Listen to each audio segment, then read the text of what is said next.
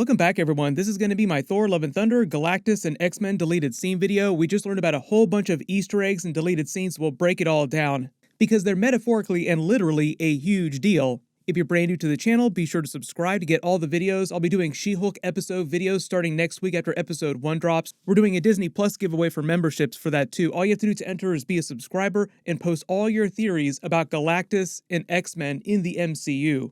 I'll name a new giveaway winner in one of my Marvel videos next week. But the big news you probably spotted in your feeds is Marvel just released a new deleted scene from the portion of the movie at Omnipotent City where Thor, Jane Foster, Korg, Valkyrie go to get Zeus and the other gods' help in fighting Gorr the God Butcher. There were actually many deleted scenes from this portion of the movie. I'll talk about the other ones later in the video. Like the big one, metaphorically and literally, is obviously Galactus and some of these other X-Men characters. The whole idea with Omnipotent City is it was meant to include so many different gods and other powerful cosmic characters from across the MCU that there's just no way that they had enough time in the movie to feature all of them. Like there are thousands of them in the background of this scene of the Godhead. But to explain why a character like Galactus could show up at Omnipotent City, because Galactus isn't a god in the MCU the way that Thor is. The way they were using Omnipotent City in the movie, they were just including a lot of other powerful cosmic characters like the Celestials there too. Like there were a couple of new Celestials that we hadn't seen before. So it makes sense if you're including like really powerful cosmic characters like that, you'd also include a version of Galactus. But if you look at this scene here, zoom and enhance, it depicts one of the sections of the Godhead, around this big chamber here that they featured in the background of all these scenes. Like I said, there are countless sections, each of them having this many gods in each section. So there are probably way more deleted scenes and Easter eggs of gods like this. Zoom and enhance, we'll start with the biggest ones here. Like there are obviously many gods here. This is their version of Galactus, who looks very much like old school Galactus, very purple from the comics. And look right next to him, this isn't the Juggernaut himself, this is meant to be Cyttorak, the god who Juggernaut gets his powers from, and the god who Doctor Strange's Crimson Bands of Cyttorak spell came from when he was using it in Avengers Infinity War against Thanos. They also call this item during the first Doctor Strange movie that they used to trap Caecilius in, the Crimson Bands of Cyttorak.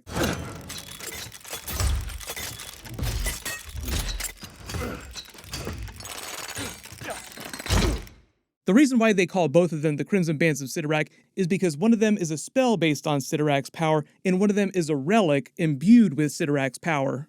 Kind of like the Crimson Gem of Cyttorak, where Juggernaut gets his powers from. The sacred gem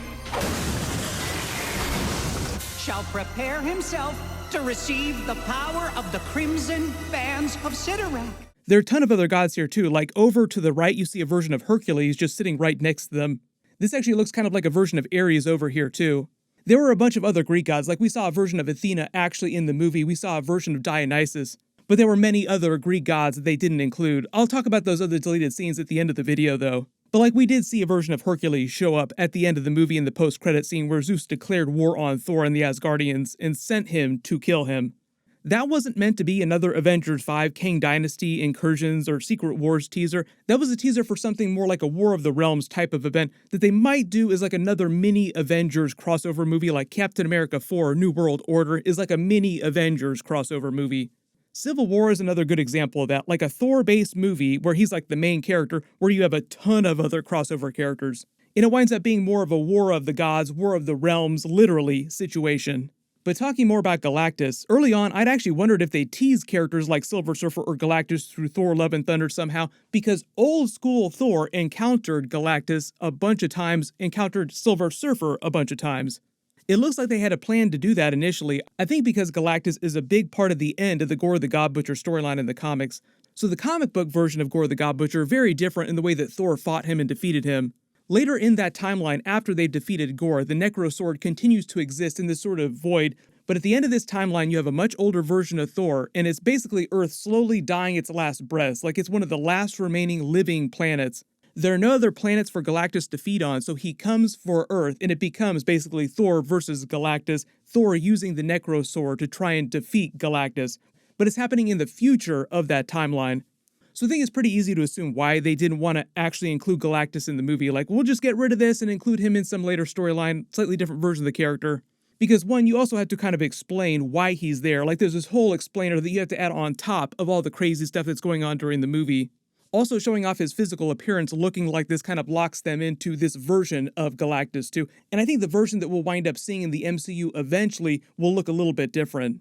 What they might wind up doing long term, though, is just because Galactus is such a big concept, They might leave him for Marvel Phase 7, like he could be part of the next saga after the multiverse saga. We're also not going to get the Fantastic Four movie till the beginning of Marvel Phase 6, and it makes sense that they would want to wait to include them first in the MCU, like the new versions, whichever those are going to be, and then bring in Silver Surfer and Galactus. And because they did that in the Fox Marvel movies, Kevin Feige said their big thing is doing a version that we haven't seen before, like doing something with the characters we haven't seen before, and that means not just going straight back to Silver Surfer and Galactus. So it sounds like when they do introduce those characters in the MCU, like it'll be a slightly different version of Galactus with a slightly different backstory. Bringing the Cyttorak character in the MCU would also brought its own challenges with it, like canonizing more X-Men mutants-related stuff, which they're doing right now. Like it makes sense that they want to introduce more X-Men characters. When people think of the Juggernaut, though, they mostly think of that funny X-Men The Last Stand scene introducing the character. Don't you know who I am? I'm the Juggernaut, bitch! I still laugh every time I see that Vinnie Jones clip. Juggernaut was also a big character during Deadpool 2. We know that Deadpool is coming into the MCU, so technically that would canonize that version of Juggernaut to the MCU when they cross over. The funny thing about this version of Juggernaut 2 is that even though he does look way more comic book accurate, like he's huge like comic book Juggernaut, he's actually voiced by Ryan Reynolds himself. Like they just changed his voice a little bit. If you listen really carefully, you can kind of pick out Ryan Reynolds in there somewhere. I'm gonna rip you in half now. Juggernaut is Professor X's stepbrother. They did a version of his origin story during X-Men the Animated Series, and we just saw a version of Patrick Stewart live-action Professor X inspired by X-Men the Animated Series. Like, they literally played the X-Men the Animated Series theme song when he wheeled in the same-looking chair, in the same-looking outfit. So I think the idea is that there is a version of Juggernaut that exists on this planet. Like, on this planet, the 838 universe, all the X-Men characters are wearing much more comic book accurate versions of their costumes. Juggernaut became Professor X's stepbrother because their fathers worked together, so his abusive father remarried to Professor X's mother to get her money. As a child, Professor X's powers started to manifest. He would accidentally invade Cain Marco's mind, who detected it and thought that he was doing it on purpose. Also, he felt like his father loved Professor X more than he loved him, so he kind of grew to hate him over time. Eventually, he became a mercenary, then they reunited during the Korean War, and both found the cave with the Temple of Cyttorak, where he found the Crimson Gem of Cyttorak and read from an inscription that gave him the power of Juggernaut. They did the version of this during X-Men the Animated Series. The inscription that he reads sounds very much like the inscription on Thor's hammer, the spell that Odin put on it. Whosoever touches this gem shall possess the power of the Crimson Bands of Cyttorak. Henceforth, you who read these words shall become forevermore a human Juggernaut. The gem imbued him with the powers of Cyttorak. Cyttorak is also known as the Destroyer, the Lord of Oblivion, the Master of the Raging Storm. He's an immensely powerful god from another dimension. Way back in Earth's history, about 1,000 years ago, he had a contest of champions with a bunch of other gods, and they each imbued an item with their power, allowing the first mortal that touched the item to gain a fraction of their power, and they would battle it out to see who the strongest was. That's where the gem came from that gave him all the powers of Juggernaut.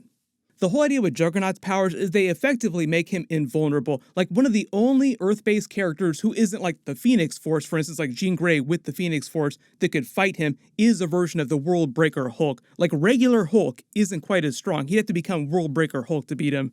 His only real weakness is mental attacks, and that's only when he's not wearing his special mystical helmet. Which is why when they're taking them down, usually their go-to move is to take his helmet off. Some of the other gods here in this deleted scene look like they're the Aztec gods. I think they're going to reference some of those during Black Panther Wakanda Forever, because it sounds like Namor's people in Atlantis descend from ancient Aztecs. And they worship some of the Aztec gods in the MCU the same way that the Black Panther Wakanda characters worship the Panther goddess Boss, who was also featured during Thor Love and Thunder. They didn't really do that much with her, so you could also consider her a bit of a deleted scene. This is her in her human form. Normally, when she appears to Black Panther, she appears in her panther form. One of the other major deleted scenes from this big Godhead scene at Omnipotent City was Lena Headey as a version of Hera. You may have heard about this because we found out that she was in the movie because of some weird lawsuit with her agency suing her for not paying commissions on being in Thor Love and Thunder. Like, wait a minute, Lena Headey was in Thor Love and Thunder, what was she doing? The whole idea is that they were just trying to set up more of Zeus's backstory in his family, so to speak, his god family in the MCU. It sounds like she was also meant to be in the background of one of these scenes with the other Greek gods, just going on about Zeus being ridiculous. But part of the idea is they wanted Zeus to seem like a dirtbag, so that's why you see him with all these other women who are not Hera during the movie. Especially during the post-credit scene when all the women are nursing his wounds. There were a lot of other deleted scenes too, especially with the special effects and the way they made things look. Like, this is a much more comic book accurate version of Gore the God Butcher that they had planned on including in the film. The big reason why they didn't include the tails and why they didn't make his face look the way it does in the comics is because Taika Waititi said that he wanted to avoid comparisons, one, to Voldemort, because even though Marvel fans will understand it's a completely different character, a lot of casual fans who don't read Marvel comics or don't know anything about Gore will just immediately think of Voldemort the minute they see this face. And apparently the other reason is that Christian Bale didn't want to do a lot of motion capture, like completely replace his face, so that's why they didn't do the tails either. As far as I know, they don't have plans to release a lot of these deleted scenes on the DVD. They might include a couple deleted scenes, but not everything. And there was a lot of stuff they got rid of. Like, the movie is close to 2 hours long. They shot enough scenes to do like a 4-hour movie, but it's usually like that for all Marvel movies. But the thing is a lot of Marvel movies are closer to like 2.5 hours. So if we get into more cool Easter eggs for characters like Galactus, Juggernaut, even Silver Surfer in the future of the MCU movies or series, of course I'll do videos for it. Because She-Hulk episodes are starting next week, there'll be a lot of like Hulk-related Easter eggs, World War Hulk, Planet Hulk, a lot of that stuff going on in the MCU, so all my She-Hulk episode videos will start posting next week after they start releasing the episodes. Make sure you enable alerts for my channel so you don't miss that. We'll also get more Black Panther Wakanda Forever trailer videos soon too.